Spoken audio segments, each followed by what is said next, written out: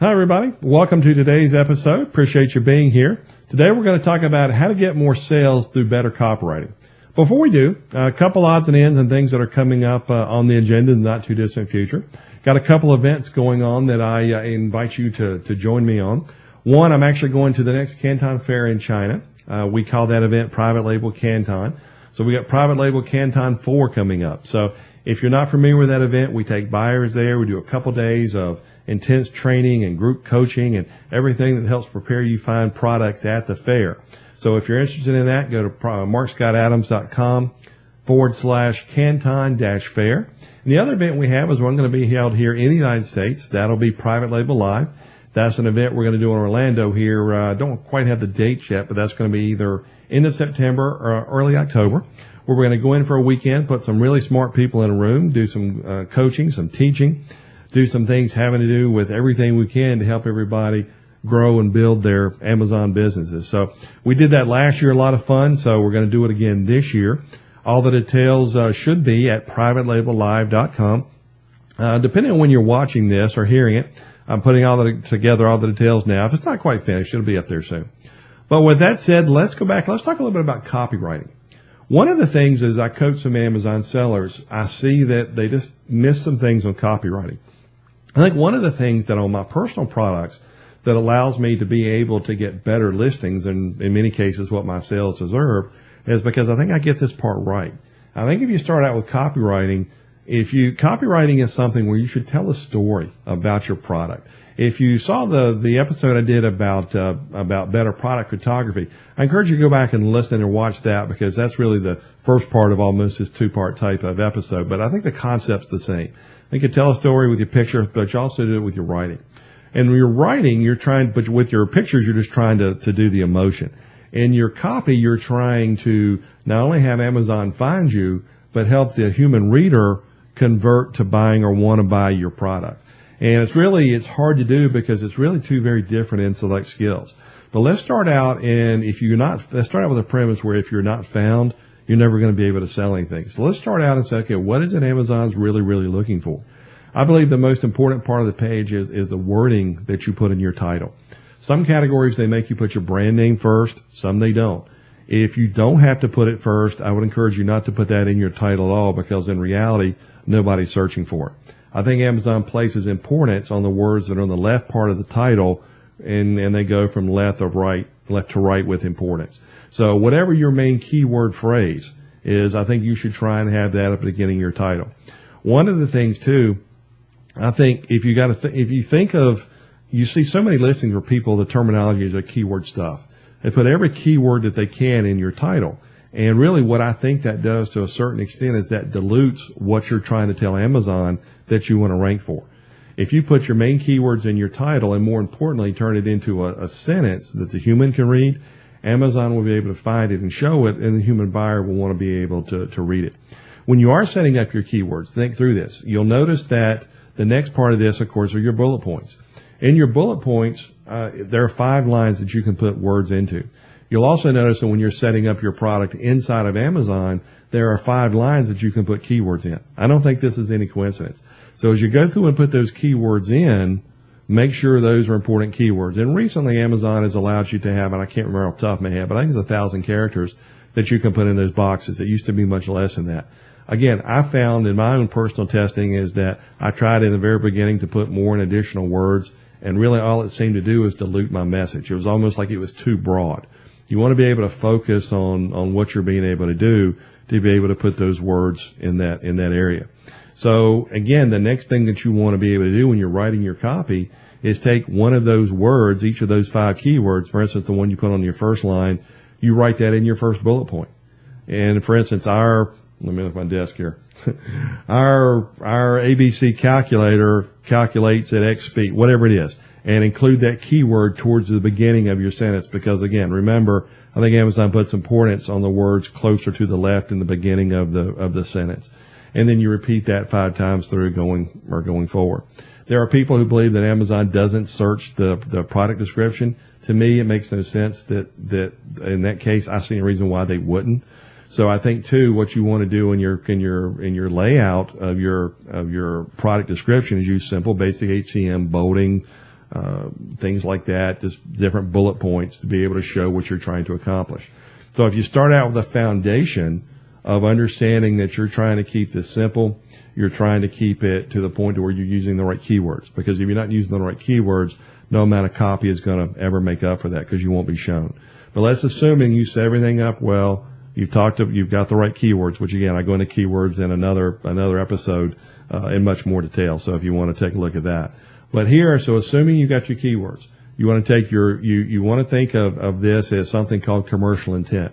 As you're trying to decide on your keywords when somebody's searching, it could be maybe multi-tools, multi-tools. Maybe that's what you got in your keyword. But maybe you realize people are truly searching and you can get ranked, more importantly, for multi-tools for camping, for bicycling, for hunting, for whatever, for automobiles, whatever somebody's searching for, that's what you'd want to put in there. But again, you want to keep it short and you want to keep it simple, because I think people progress on the page from the pictures to the title down to the bullet points, and it's your job as a merchant to be able to move them from step to step to where they ultimately buy your product. Now, when you're writing your copy, I think from a copywriting standpoint, you want to all capitalize the bullet points of your 5 product description lines. And you'll see so many people write big blocks of text there. I think in that context, people just kind of get lost in big blocks of text and they don't read it, they shut down, and they go look at another product. So I'd say 2 or 3 lines per bullet point in your bullet points is ideal to do that. So from a copy standpoint, what do you want to put in there? It's a story, and you got to think of it as step 1 chapter, like 5 chapters of a book, and you're trying to have somebody progress from beginning to end, where end being how they buy your product. And if you go back and the story I told before in the photo video was about when I was in China and I was looking at drills. First guy hands me a drill in a booth and talks about the brushless motor, it's stainless steel, it's all these wonderful things. He's listing all the characteristics of the drill. Well, that's good and fine. And I think, okay, fine, I hand it back to him. I went to another booth and the guy says, our drill is great. It drills great holes. You try. So I took the drill and I drilled a hole with it. And it was really, really good, because if you think about it, one guy really understood marketing and copywriting that he was speaking, as opposed to the first guy. Because if you're going to buy a drill, you're buying a drill because you want to make a hole, right? You're not buying it because you want all the features of a drill. So in the context of copy, when you're describing your product, in those 5 bullet points, you want to start out and touch on the emotional aspects of why your product makes a great hole. In this example of the drill. So whatever that product might be, yeah, it's okay. You don't want to put in wonderful features, sturdy, quality construction. Yeah, okay, fine. Those things are important, but that's not really helping convince everybody, because people have become so immune to those things. So if you're selling the drill, you're talking about, and drills, you might say drills a certain depth hole and certain speed. Or you talk about no tear out at the back of the hole. Again, I'm getting specific on things, but you're talking about our drill is so strong and so smooth that it will bore holes without tear out. That's why you want a good quality hole in the wood or the metal or whatever you're drilling a hole, right? That's why you're ultimately there to buy the drill.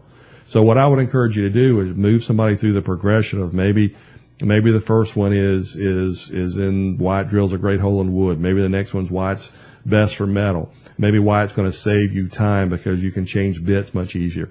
Whatever all those things are, that's what you write in your copy to be able to tell your story and make somebody thinking who's interested in a drill. They understand a drill. They understand some of the features. They wouldn't look for a drill or your type of drill if they didn't understand it. You don't have to necessarily explain the product, but yet you've got to use your copy to show them the benefits of why your product is better than the competitors. And in reality, 98% of all the copy on all Amazon products are really, really bad. So if you can be one of the people to take what we're saying into thought and improve your copy, I think you'll come out way ahead versus other Amazon sellers. Because one of the ways I think you also do this and truly try and sell the whole, but is sit here and think for a second, who is really, and you've heard this 1,000 times before, but who's your ideal customer? What's the demographic? What's the avatar of that person? And when I'm doing a product, I go everything down to the age, the gender, the job they may have, their income, are they married, do they have kids, name the person. And I sit here, and I know this sounds crazy, but I have an imaginary conversation in my mind with that person. I give them so many characteristics that they almost come to life for me. And if I can have that conversation with them, I get a much better feeling of what that person wants to hear in the copy that I'm writing for what I'm doing. Because again, all marketing is, all copywriting is telling somebody what they want to hear when they want to hear it. And again, you've got a good product. Most people have good products. But where I think the opportunity is to get the balance of having Amazon find it, but also have the human reader recognize that that's the product that's designed for them. And that's where showing up the right time with the right wording comes into play so much, and why you can outdistance your competition if you will get this. Again, the product descriptions that are just you typed in, they look like it was written on a typewriter, it's 4 or 5 lines long. Put you in some descriptions, because once somebody makes it to the product description, they're very interested in your product. That should be more reinforcement of why your product is pretty good. And then if they're really just decide they want to move forward at this point, then they're going to go back and look at the reviews. If you've got good reviews, it's going to seal the deal for your product. So, and if it's not, maybe it makes it a whole lot harder for you to sell. But from a copywriting standpoint, that's how you're doing it. You're telling a story. You're keeping it simple. You're keeping it short. You don't want to put gazillions of keywords in there and make it look like you're just trying to set it up for the Amazon algorithm. You have to also set it up so the human being can read it and want to buy your item. So some simple things today, just some general topics on copy, because I see so many people do this wrong. And I think if they were to get it right, or at least improve what they were doing, I think you'd see a tremendous increase in your listings. I think you'd show up more keywords in more places. Ultimately, you'd have buyers want to buy your product, which is going to give you better conversions and ultimately better sales and ultimately more money in your pocket. So hope that helps in what we talked about today. So appreciate you being here. See you next time.